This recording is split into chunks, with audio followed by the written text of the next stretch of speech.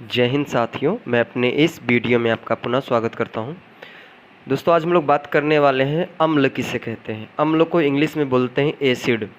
तो आइए इस वीडियो के माध्यम से समझते हैं कि अम्ल या एसिड किसे कहते हैं। तो अगर इसकी हम परिभाषा देना चाहें तो हम ये कह सकते हैं कि वे पदार्थ जिनका स्वाद जो होता है वो खट्टा हो और साथ ही साथ वो नीले लिटमस पेपर को लाल कर देते हों, तो ऐसे लोग, ऐसे पदार्थ को हम लोग अम्ल कहते हैं। तो अम्ल क्या है? अम्ल एक ऐसा पदार्थ है जो स्वाद में खट्टा होता है तथा जो नीले देखिए एक पेपर आता है जिसका नाम है लिटमस पेपर, तो वो कई रंगों में होता है। तो ये क्या करता है, जो अम्ल होता है ये नीले लिटमस पेपर को क्या करता है, ये लाल कर देता है।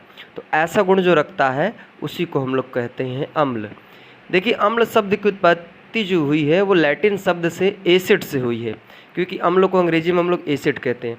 तो ये जो एसिड शब्द है ये लैटिन भाषा का शब्द है और अम्ल शब्द की उत्पत्ति लैटिन शब्द एसिड से हुई है और इसका अर्थ होता है सौर। सौर का मतलब होता है खट्टा, यानी जो एसिड्स होता है ये लैटिन शब्द है और इसको इंग्लिश में बोलते हैं सौर। सौर का मतलब होता है खट्टा।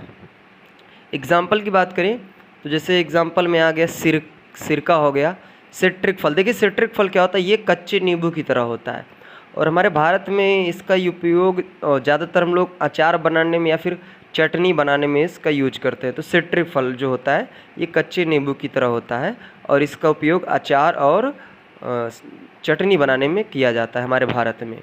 तो सिरका हो गया एग्जाम्पल में, अम्ल की श्रेणी में सिरका आ गया। सिट्रस फल और नींबू हो गया, संतरा हो गया, इमली हो गया, ईटीसी। ये कुछ ऐसे लोग हैं जो अम्ल की प्रवृत्ति के होते हैं। अब आइए हम लोग बात करते हैं कि आर्हेनियस सिद्धांत के अनुसार, यानी आर्हेनियस नामक वैज्ञानिक क्या बताते हैं कि हम अम्ल किसे कहेंगे। तो आइए देखते हैं। ये तो हमने आपको नॉर्मली बताया कि अम्ल आप किसे कहेंगे, तो अब हम बात करने वाले हैं कि आर्हेनियस अपने सिद्धांत में क्या बताते हैं कि अम्ल आप किसे कहेंगे। तो ये बताते हैं कि वे पदार्थ जो जलीय विलयन में वियोजित होकर केवल हाइड्रोजन आयन देते हैं तथा हाइड्रोजन आयन के अतिरिक्त कोई अन्य धनायन नहीं देते हैं, ऐसे पदार्थ को अम्ल कहते हैं। तो आर्हेनियस ये कहते हैं कि वे पदार्थ जो जल में वियोजित होकर अर्थात उसमें घुल मिलकर केवल हाइड्रोजन यानी हाइड्रोजन को देते हैं, उसके अलावा और किसी हाइड्रोजन के अलावा और किसी भी धनायन को नहीं देते हैं, तो उन्हें हम बोलते हैं अम्ल। तो उम्मीद करूँगा दोस्तों आपको दोनों बातें समझ में आ गई होगी। देखिए एक नॉर्मल परिभाषा ये है कि वे पदार्थ जो स्वाद में खट्टे होते हैं और नीले लिटमस पेपर को लाल कर देते हैं उसे हम अम्ल कहते हैं। और आर्हेनियस ये कहते हैं कि वे पदार्थ जो जलीय विलयन में वियोजित होकर केवल हाइड्रोजन आयन देते हैं, इसके अलावा और कोई धनायन नहीं देते हैं, उन्हें हम लोग अम्ल कहते हैं। तो ये आर्हेनियस सिद्धांत था और इसके बाद आप वह नॉर्मल परिभाषा है। आइए बात करते हैं कि अम्ल कितने प्रकार के होते हैं। तो ध्यान देना दोस्तों, बेसिकली अम्ल दो प्रकार के होते हैं।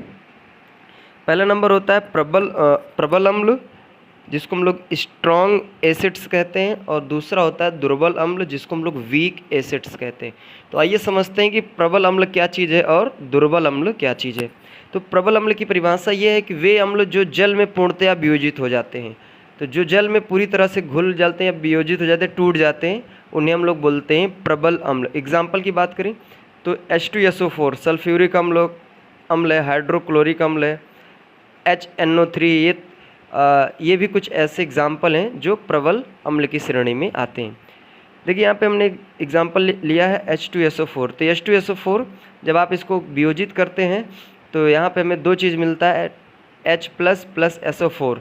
तो H पे देखिए पॉजिटिव है और SO4 पे डबल निगेटिव है। तो यहाँ पे ये H प्लस आयन मिला है, तो इसे हम लोग कहेंगे कि ये अम्ल है और ये एक प्रबल अम्ल है, क्योंकि ये अम्ल में क्योंकि ये जल में जो होता है ये पूरी तरह से वियोजित होता है। अब बात करेंगे दुर्बल अम्ल किसे कहते हैं। तो दुर्बल अम्ल वे अम्ल होते हैं जो जल में पूर्णतया वियोजित नहीं होते हैं, यानी जल में पूरी तरह से नहीं टूटते हैं, उन्हें हम दुर्बल अम्ल कहते हैं। एग्जाम्पल की बात करें तो HCN हो गया, CH3COOH हो गया, HCOOH हो गया। ये कुछ ऐसे एग्जाम्पल हैं जो आपके दुर्बल अम्ल की श्रेणी में आते हैं। यहाँ पे एक का हमने अवक्रिया भी कर रखा है HCN का। तो HCN जब क्रिया कराएंगे आप तो H plus plus CN negative, यानी आपको ये दो भागों में टूटता हुआ मिलेगा। अब आइए हम लोग और आगे बात करते हैं। अब अब हम लोग बात करेंगे अम्लों के भौतिक गुण, यानी अम्ल के भौतिक गुण कौन कौन से हैं।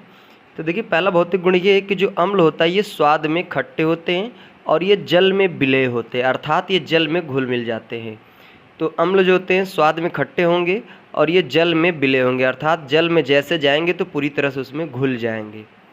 दूसरा है कि अम्ल जो होते हैं ये नीले लिटमस पेपर को लाल कर देते हैं।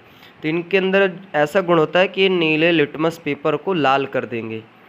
तीसरा पॉइंट है अम्लों की जो प्रकृति होती है ये संक्षारक होती है। संक्षारक का मतलब आइए आगे समझते हैं। देखिए अम्लों की जो प्रकृति होती है ये संक्षारक होती है। इनकी क्रिया से कपड़ा, लकड़ी, कागज, त्वचा आदि नष्ट हो जाती। कहने का मतलब देखिए संक्षारक का मतलब ये होता है कि ये जिस पर पड़ेंगे यानी जिस चीज़ पर ये गिर जाएंगे उस चीज़ को ये नष्ट कर देते हैं। तो संक्षारक का मतलब ये होता है। तो अम्ल जो होते हैं ये संक्षारक प्रवृत्ति के होते हैं, अर्थात कहने का मतलब ये जिस चीज़ पर पड़ेंगे उसको क्या करेंगे, नष्ट कर देंगे। तो वही चीज़ आगे लिखा है कि इनकी क्रिया नहीं, जब ये क्रिया करके कपड़ा हो गया, लकड़ी हो गया, कागज़ हो गया, त्वचा हो गया, इन चीज़ों को ये नष्ट करने में सक्षम होते हैं। आप लोग एसिड्स का नाम सुने होंगे, जब किसी के ऊपर फेंक दिया जाता है या फिर कपड़े पे फेंक दिया जाता है तो देखते होंगे कपड़ा जल जाता है, और अगर मान लीजिए किसी के चेहरे पे अगर फेंक देते हैं तो उसका चेहरा जल जाता है। तो ये एसिड्स क्या करते हैं, एसिड जो होते हैं ये अगर किसी चीज़ पे पड़ते हैं तो उसको नष्ट करने की प्रवृत्ति रखते हैं। आइए समझते हैं अम्लों के रासायनिक गुण। तो रासायनिक गुण में पहला नंबर हम लोग बात करेंगे धातु के साथ अपक्रिया। तो ये जो अम्ल होते हैं ये धातु के साथ कैसे अपक्रिया करते हैं, यानी उनके साथ क्या क्रिया करते हैं। तो अम्ल विभिन्न सक्रिय धातु जैसे जिंक हो गया, सोडियम हो गया, मैग्नीशियम आदि से क्रिया द्वारा हाइड्रोजन गैस मुक्त करते हैं। तो जो अम्ल होते हैं ये विभिन्न सक्रिय धातुओं जैसे जिंक हो गया, सोडियम हो गया, मैग्नीशियम हो गया आदि से क्या करते हैं, क्रिया करके हाइड्रोजन गैस को मुक्त करते हैं।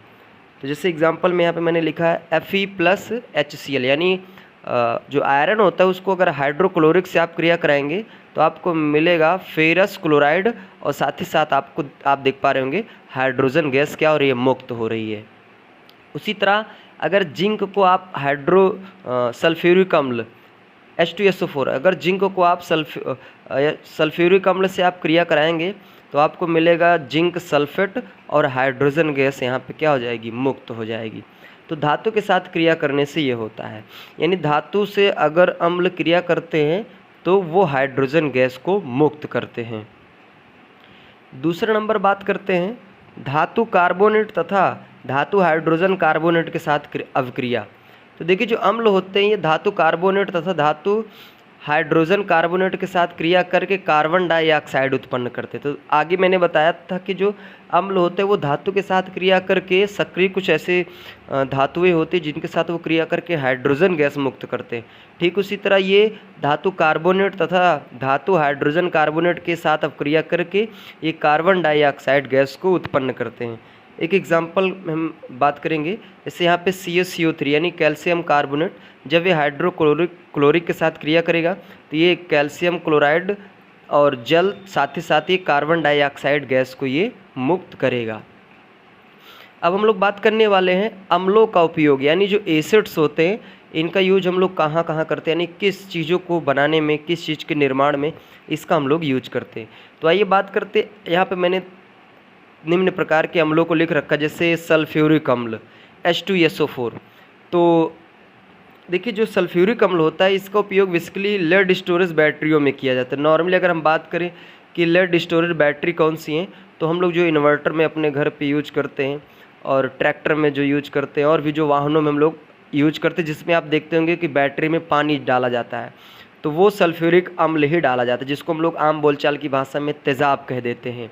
तो वही सल्फ्यूरिक अम्ल है H2SO4। तो इसका उपयोग लेड स्टोरेज बैटरियों में किया जाता है, पेट्रोलियम उद्योग में किया जाता है, प्लास्टिक में किया जाता है, कृत्रिम रेशे को बनाने में किया जाता है, साथ ही साथ उर्वरक के निर्माण में किया जाता है। आप लोग सुने होंगे खाद और उर्वरक, तो वही उर्वरक की बात यहाँ पे हो रही है। नेक्स्ट बात करेंगे नाइट्रिक अम्ल। तो जो नाइट्रिक अम्ल होता है इसका रासायनिक सूत्र होता है HNO3, और इसका उपयोग होता है सोने तथा चांदी के शोधन में प्रयुक्त किया जाता है, उर्वरक निर्माण में किया जाता है, औषधि अर्थात दवाओं को बनाने में किया जाता है, विस्फोटक पदार्थों को बनाने में इसका यूज किया जाता है नाइट्रिक अम्ल का। अब बात करते हैं लास्ट में हाइड्रोक्लोरिक अम्ल।